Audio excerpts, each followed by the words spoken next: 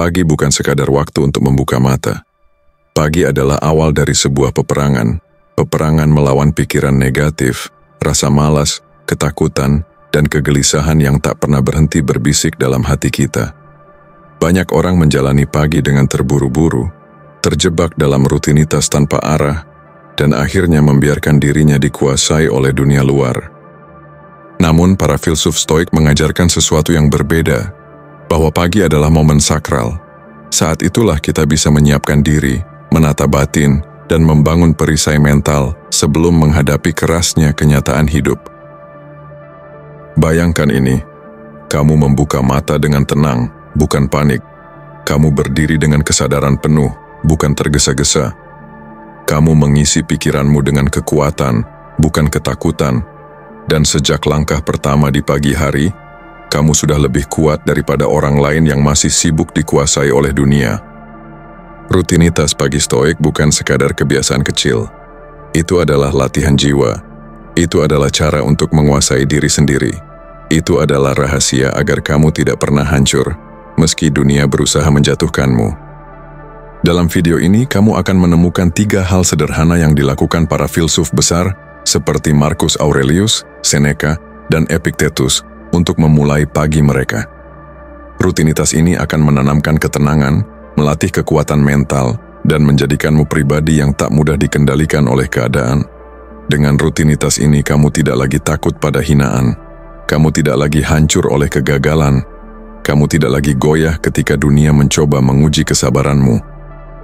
Sebaliknya, kamu akan berdiri tegak, dengan hati yang tenang, pikiran yang jernih, dan kekuatan yang membuatmu tampak seperti gunung yang tak tergoyahkan. Ingatlah, siapa yang menguasai paginya, dialah yang menguasai harinya. Siapa yang menguasai harinya, dialah yang perlahan menguasai hidupnya.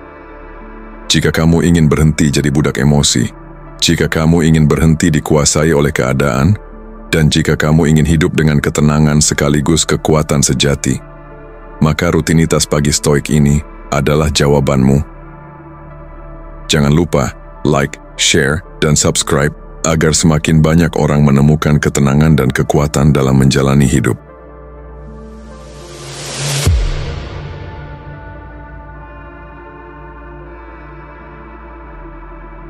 Poin pertama, memento mori, mengingat berharganya setiap hari.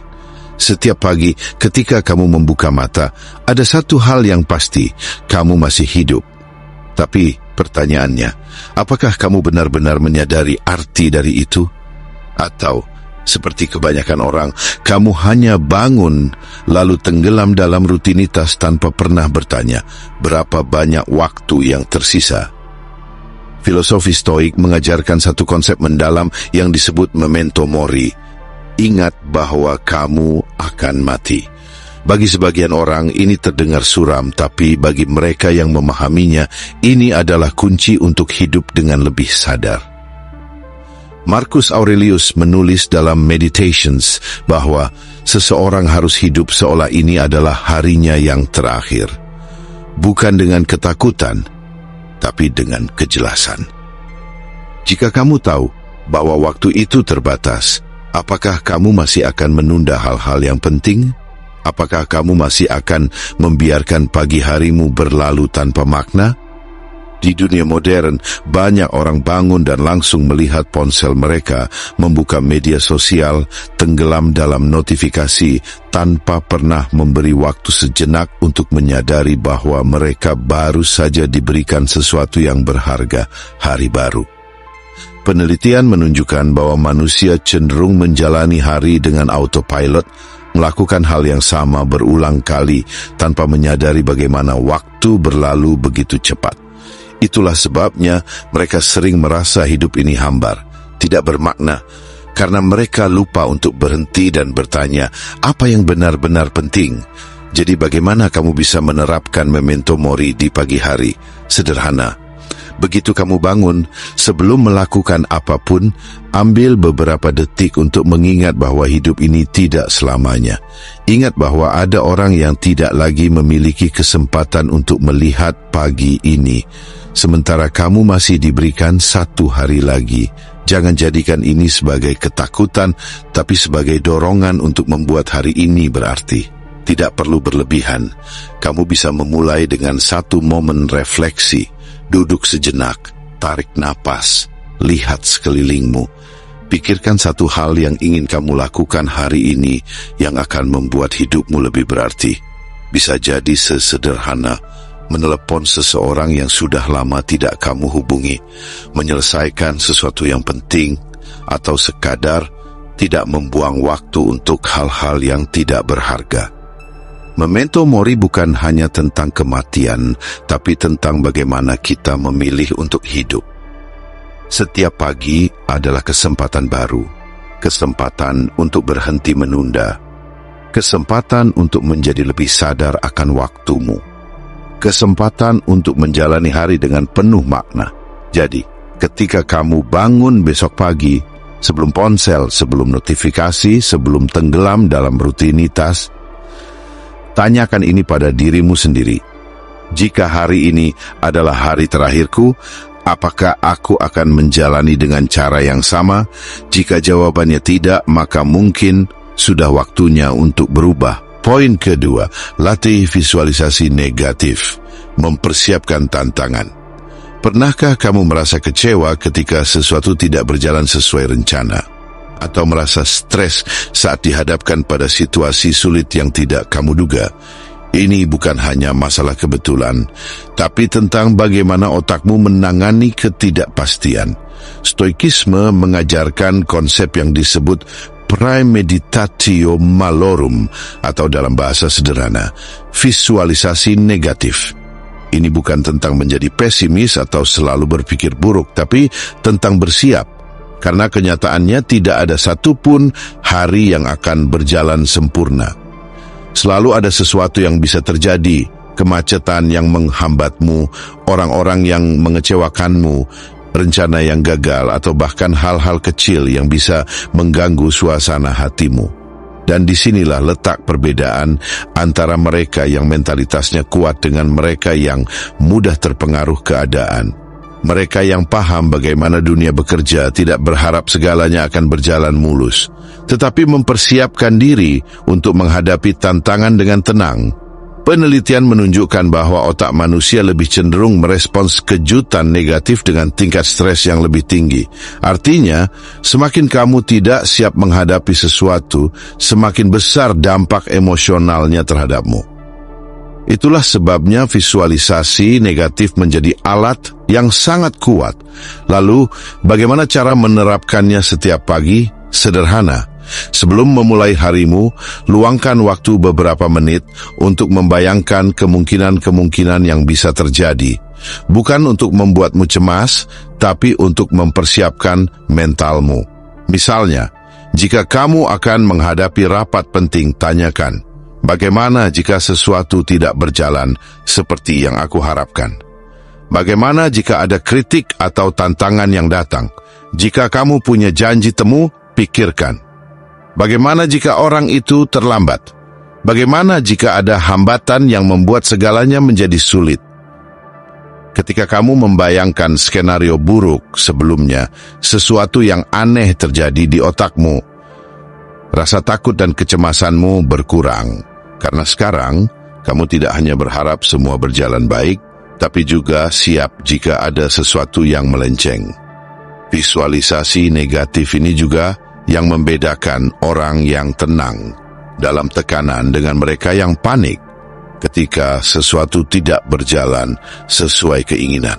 Seorang stoik tidak berharap dunia menjadi sempurna, tapi mereka belajar menerima kenyataan dengan persiapan yang matang. Jadi, sebelum kamu keluar rumah, sebelum kamu menghadapi harimu, tanyakan ini pada dirimu sendiri. Apa kemungkinan terburuk yang bisa terjadi hari ini, dan bagaimana aku bisa menghadapinya dengan tenang?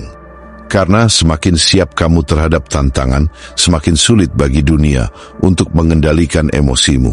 Poin ketiga, temukan ikigaimu, menemukan tujuan di setiap pagi. Setiap pagi kebanyakan orang bangun dengan perasaan yang sama. Entah itu lelah, bingung, atau bahkan tidak bersemangat menghadapi hari. Tapi ada satu hal yang membedakan mereka yang menjalani hidup dengan penuh gairah dan mereka yang hanya bertahan dari satu hari ke hari berikutnya. Mereka tahu kenapa mereka bangun di pagi hari.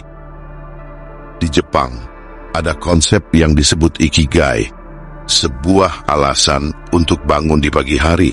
Ini bukan sekadar tentang pekerjaan atau tanggung jawab, tapi tentang menemukan sesuatu yang membuatmu merasa berarti. Sesuatu yang tidak hanya memberi manfaat untuk dirimu, tapi juga untuk dunia di sekitarmu. Para peneliti menemukan bahwa orang-orang yang memiliki tujuan hidup yang jelas cenderung lebih sehat, lebih bahagia, dan lebih panjang umur. Sebuah studi di Okinawa, tempat dengan populasi lanjut usia paling sehat di dunia, menemukan bahwa salah satu alasan utama mereka bisa hidup begitu lama adalah karena mereka memiliki ikigai, sesuatu yang mereka cintai dan mereka lakukan setiap hari. Tapi, bagaimana jika kamu belum menemukannya? Bagaimana jika setiap pagi terasa seperti rutinitas tanpa makna? Sederhana, mulailah dengan bertanya pada diri sendiri, apa yang membuatku merasa bersemangat? Apa yang bisa kulakukan hari ini untuk membuat hidupku lebih berarti? Apa satu hal kecil yang bisa kulakukan untuk orang lain? Ikigai bukan selalu tentang hal besar. Kadang itu bisa sesederhana menikmati secangkir kopi dengan penuh kesadaran, berbicara dengan seseorang yang kamu sayangi, atau bahkan sekadar membaca sesuatu yang memberimu inspirasi. Yang terpenting adalah kesadaran bahwa setiap hari adalah kesempatan. Orang-orang yang merasa hidup mereka tidak berarti biasanya terjebak dalam kebiasaan yang membuat mereka kehilangan rasa kendali. Mereka terbangun dengan pikiran yang dipenuhi kecemasan tentang pekerjaan, masalah, atau beban yang terasa semakin berat. Tapi mereka yang memiliki ikigai, mereka bangun dengan perasaan bahwa hari ini adalah sebuah kesempatan baru. Jadi tanyakan ini pada dirimu setiap pagi, apa satu hal yang bisa kuberikan kepada dunia hari ini? Karena semakin kamu menemukan tujuan dalam hal-hal kecil, semakin besar perubahan yang akan kamu rasakan dalam hidupmu. Dan jika suatu hari kamu merasa tidak punya alasan untuk bangun, ingatlah ini, mungkin alasan itu belum ditemukan, tapi itu bukan berarti tidak ada. Kamu hanya perlu mencarinya. Poin keempat, tindakan disiplin kecil membangun kehidupan yang bijaksana. Setiap orang ingin memiliki kendali atas hidupnya, tapi kenyataannya, kebanyakan dari kita sering terjebak dalam pola pikir yang sama, menunggu motivasi datang sebelum bertindak. Masalahnya, motivasi itu seperti angin, datang dan pergi, tidak bisa diandalkan. Sementara itu, ada sesuatu yang jauh lebih kuat dari sekadar dorongan sesaat. Disiplin. Banyak orang berpikir bahwa disiplin adalah sesuatu yang berat, bahwa itu berarti harus menjalani hidup dengan penuh keterpaksaan. Tapi sebenarnya disiplin itu tidak selalu tentang melakukan hal-hal besar. Disiplin sejati dimulai dari tindakan kecil. Para filsuf Stoik percaya bahwa seseorang tidak perlu menunggu keadaan ideal untuk mulai bertindak. Sebaliknya, mereka menekankan pentingnya melatih diri dalam kebiasaan kecil yang dilakukan secara konsisten. Hal-hal kecil ini akan mengubahmu lebih dari yang kamu kira. Misalnya, bangun dan merapikan tempat tidurmu setiap pagi. Terlihat sepele, tapi ini adalah simbol dari sesuatu yang lebih besar.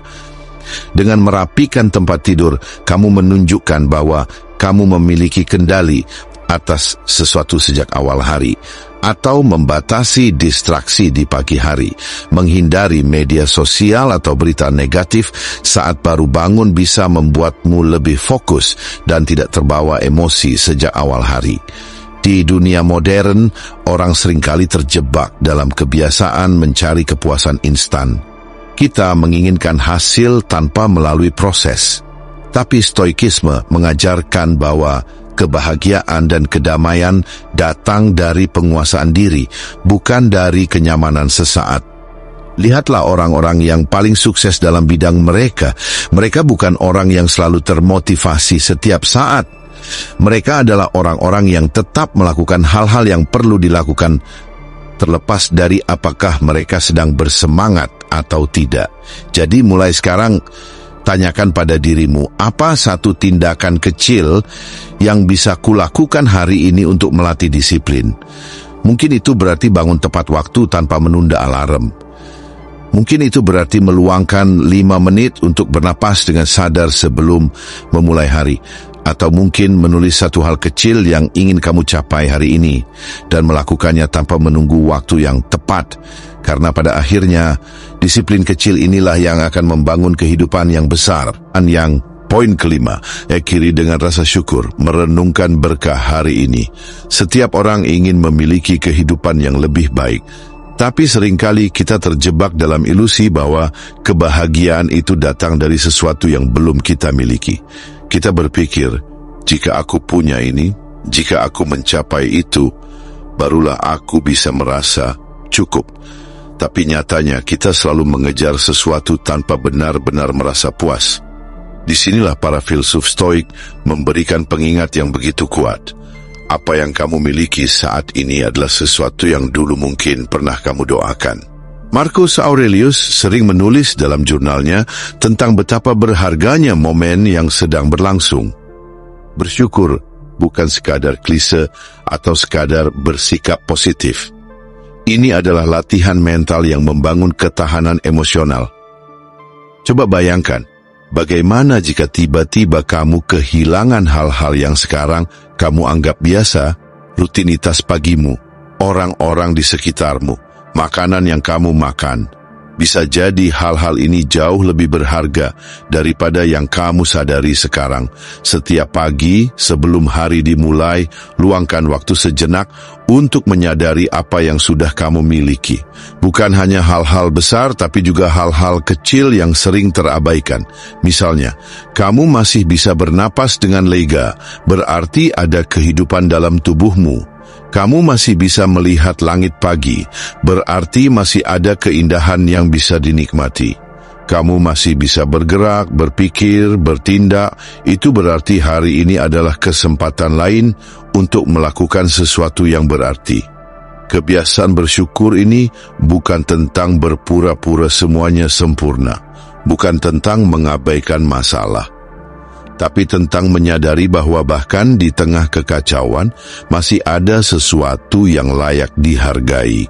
Bahkan, penelitian menunjukkan bahwa orang yang melatih rasa syukur setiap hari memiliki tingkat stres yang lebih rendah, kesehatan mental yang lebih baik, dan lebih tahan terhadap kesulitan hidup. Mereka lebih kuat bukan karena hidup mereka lebih mudah, tapi karena mereka melihat dunia dengan sudut pandang yang lebih luas. Jadi sebelum kamu melanjutkan hari ini, tanyakan pada dirimu sendiri, apa satu hal kecil yang bisa kamu syukuri saat ini? Mungkin itu hanya secangkir kopi hangat. Mungkin itu suara burung di luar jendela, atau mungkin hanya fakta bahwa kamu masih diberi kesempatan untuk menjalani hari ini, karena pada akhirnya bukan hidup yang lebih mudah yang membuat kita bahagia, tapi cara kita melihat hidup itu sendiri. Poin ke-6, hindari gangguan pagi. Merangkul ketenangan. Setiap pagi adalah awal yang baru, tapi seberapa sering kita langsung membanjiri pikiran kita dengan distraksi. Sebelum mata benar-benar terbuka, tangan sudah meraih ponsel, notifikasi, berita, media sosial. Semua itu langsung menyerbu kesadaran kita sebelum kita sempat bernapas dengan tenang. Disinilah letak masalahnya. Ketika kamu membiarkan dunia luar mengambil alih pagimu, kamu kehilangan kendali atas harimu sendiri.